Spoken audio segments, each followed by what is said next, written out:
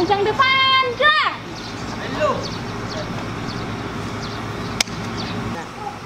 Gerak. Mari kita bernyanyi.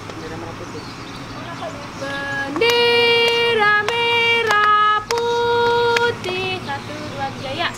Bendera merah putih, bendera tanah airku. Semuanya tepuk tangan. Bagaikan cerita warnamu, berkibarlah di langit yang biru.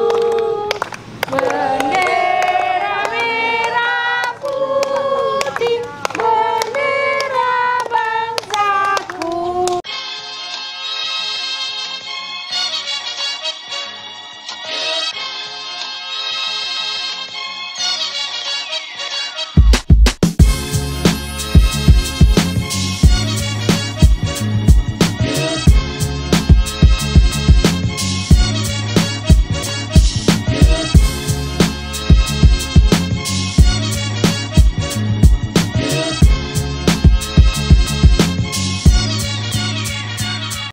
HKBP mempunyai pelayanan di bidang diakonia, yaitu kami namakan itu HEPATA.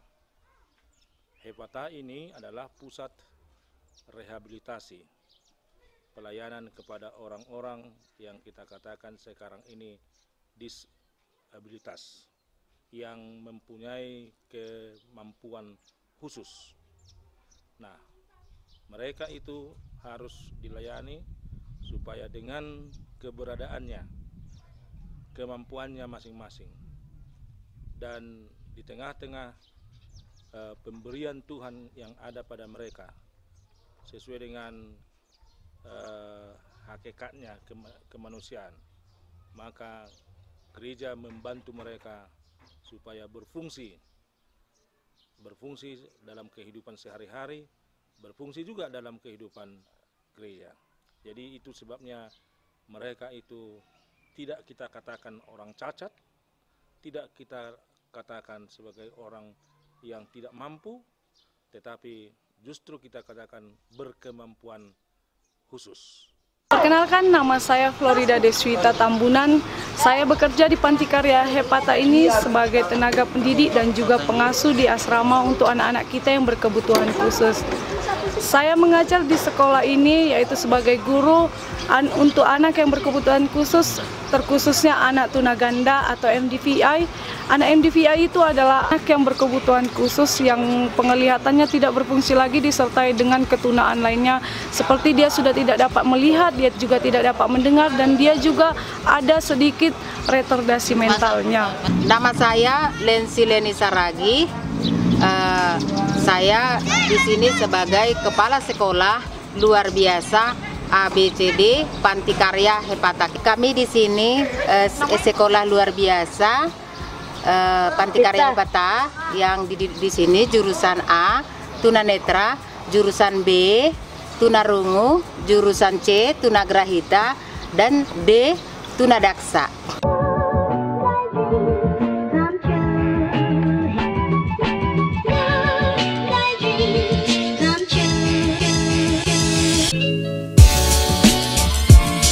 HEPATA berdiri pada tahun 1923 oleh seorang misioner dari Jerman namanya Robert Rittig. Tentu memang tidak dibangun dengan sendirinya atau dengan mudah Panti Karya HEPATA dan bertempat di Sintong Marni itu. Robert Rittig bekerja sama dengan Punguan Mission Batak ketika itu. Dan menurut sejarah, menurut dokumennya, ketika itu Punguan Mission Batak dipimpin oleh Bapak Sirait. Nah, ada keprihatinan yang muncul di tengah-tengah masyarakat ketika itu. Melihat para penyandang disabilitas, dulu langsung disebut itu orang cacat, akana pitung, orang buta, akana tuli, akana ngungu, itu tunarungu wicara.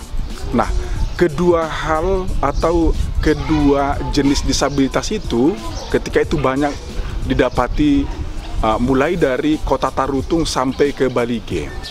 Nah, kerjasama antara Mission Batak dengan Zinding dari Jerman oleh Tuan Robert Rittig ketika itu melihat bahwa para tunanetra dan tunarungu wicara mestinya mereka juga mendapat fasilitas. Jadi tidak hanya menempati rumah-rumah di mana mereka tinggal, lalu contohnya kalau ada saudaranya datang ke rumah, lalu mereka ditempatkan di belakang atau disebut dengan di dapur. Itu terjadi. Nah, itulah yang mendorong Hepata itu menjadi sebuah lembaga. Itulah cikal bakal Hepata itu semakin bertumbuh. Sekarang Hepata hampir berumur 97 tahun.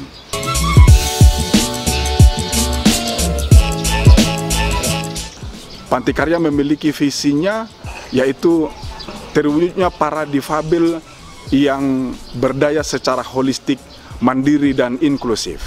Maka Panti Karya Hepata itu boleh dikatakan menjadi sebagai tempat pembinaan bagi para difabel yang lebih mandiri. Itu menjadi misinya. Yang kedua, membuat Panti Karya Hepata menjadi pusat rehabilitasi dengan sarana dan prasarana yang memadai. Dan yang ketiga, misinya itu mewujudkan Panti Karya Hepata menjadi model pemberdayaan para difabel. Lalu bentuk-bentuk pelayanan sekarang yang kita miliki di Hepata itu juga kita arahkan di sekitar visi dan misinya. Tentu untuk mencapai visi ada banyak hal yang harus kita lakukan, termasuk meningkatkan SDM, termasuk membenahi apa yang kita lihat belum atau masih belum cukup lengkap, termasuk untuk melengkapi sarana prasarana yang belum ada menjadi ada. Contohnya sekarang kita sudah memiliki ruang terapi yang sederhana untuk anak-anak. Kita memiliki klinik untuk pemeriksaan kesehatan anak-anak, paling tidak melakukan P3K ketika ada kejadian-kejadian umpamanya pada waktu-waktu tertentu. Kita memiliki perpustakaan untuk SLB-nya sebagai tempat anak-anak difabel untuk bisa belajar lebih banyak, mengetahui lebih banyak, mereka bisa memiliki informasi lebih banyak, lebih luas tentang apa yang seharusnya mereka ketahui tentang dunia, tentang ilmu pengetahuan, dan lain-lain.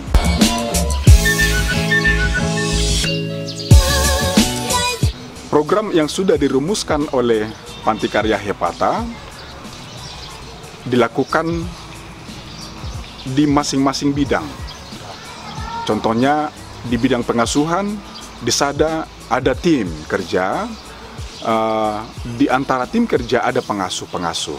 Nah, pengasuh-pengasuh lah yang melakukan pelayanan setiap saat. Di Hepata itu memiliki pelayanan 24 jam. Sebab di Hepata, di tempat ini ada yang harus dilakukan secara penuh, secara utuh untuk anak-anak. Sebab mereka disebut dengan mampu rawat. Staflah yang harus melakukan apa yang dia butuhkan, mulai dari bangun tidur sampai malamnya tidur kembali. Lalu ada yang mampu didik. Untuk yang anak-anak yang mampu didik, contohnya mereka berkolaborasi dengan sekolah luar biasa ABCD Hepata. Pengasuh-pengasuh bekerja sama dengan guru-guru untuk merumuskan dan mengkawal program yang sudah dilakukan di pendidikan, dan ada beberapa hal yang harus diteruskan di asrama-asrama.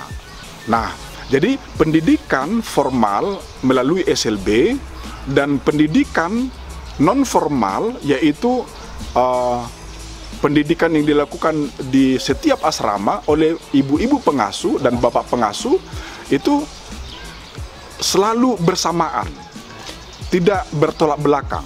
Yang kedua adalah program Bina Diri. Program Bina Diri sebenarnya itu terkait dengan pengasuhan itu sendiri. Program ketiga oleh Pantikarya Hepata ada di bidang pendidikan.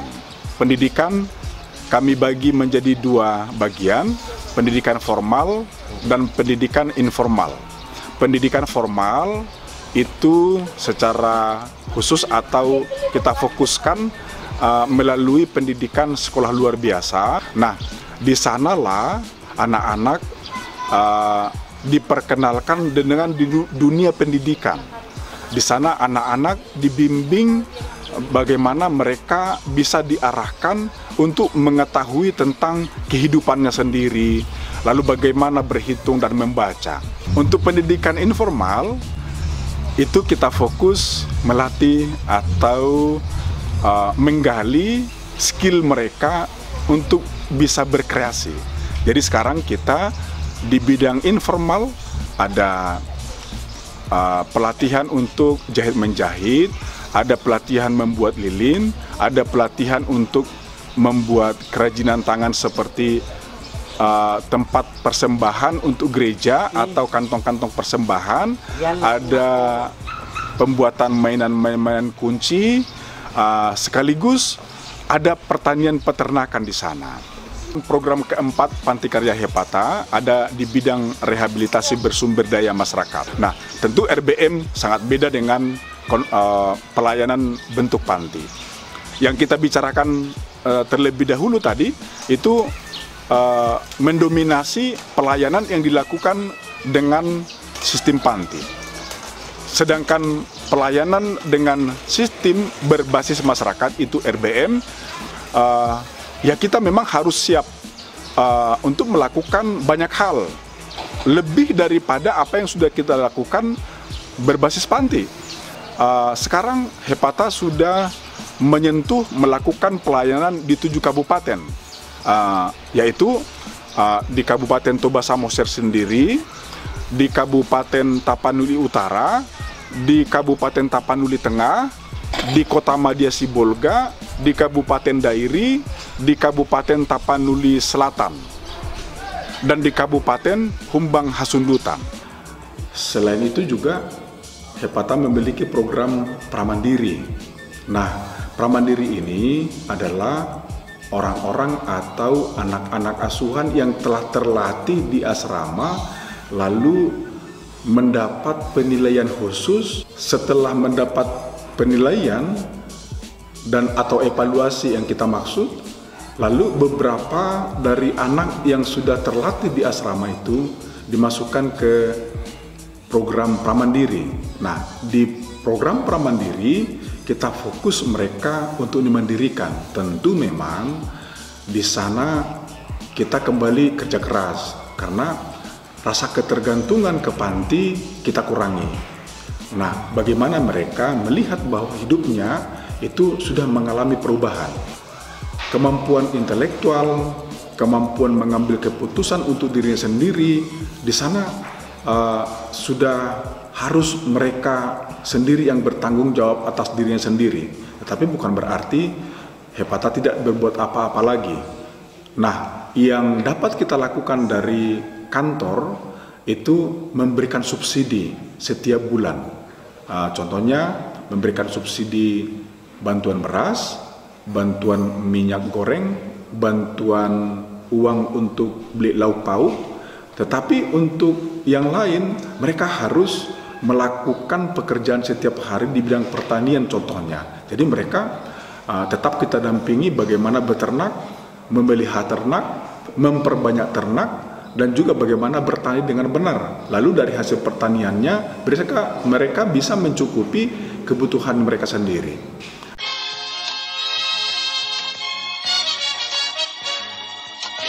Nah, di region ini kami banyak melakukan diskusi juga atas isu-isu yang muncul, apakah muncul tiba-tiba di tengah-tengah masyarakat atau ada kesulitan-kesulitan yang kami alami oleh LPK maksudnya. Nah itu kami diskusikan secara bersama di Regen. Kami memiliki pertemuan rutin sekali 2 bulan, paling tidak sekali 3 bulan. Dengan tempat yang berpindah-pindah, kadang di Brastagi, tuan rumahnya pun berbeda-beda. Contohnya yang baru-baru kami lakukan itu pertemuan soal hak-hak penyandang disabilitas yang diterima oleh Komisi E di Sumatera Utara. Nah, lalu isu lain soal kekerasan juga tentang perempuan, termasuk secara hukum JKLPK Region Sumatera Utara itu bisa menjembatani ke LPK lain seperti Bakumsu soal hukum. Contohnya ketika ada kasus kekerasan di Sibolga kepada salah satu penyandang disabilitas perempuan, kekerasan seksual. Nah, itu JKLPK Region Sumatera Utara mengambil bagian di situ, lalu kami bisa langsung kontak dengan Bakumsu di Medan. Kita juga sangat bersyukur karena di antara gereja-gereja yang memiliki lembaga pelayanan di bidang ini sudah bersatu dalam jaringan kerja lembaga pelayanan Kristen. Nah, itu kita maksudkan bahwa segala sesuatu tidak mungkin kita lakukan secara sendiri-sendiri. Gereja HKBP salah satu dari upaya ini dan juga dengan gereja-gereja lain kita dorong supaya bersatu hati dan bekerja sama, menjalin kerja sama dalam bidang pelayanan sosial ini.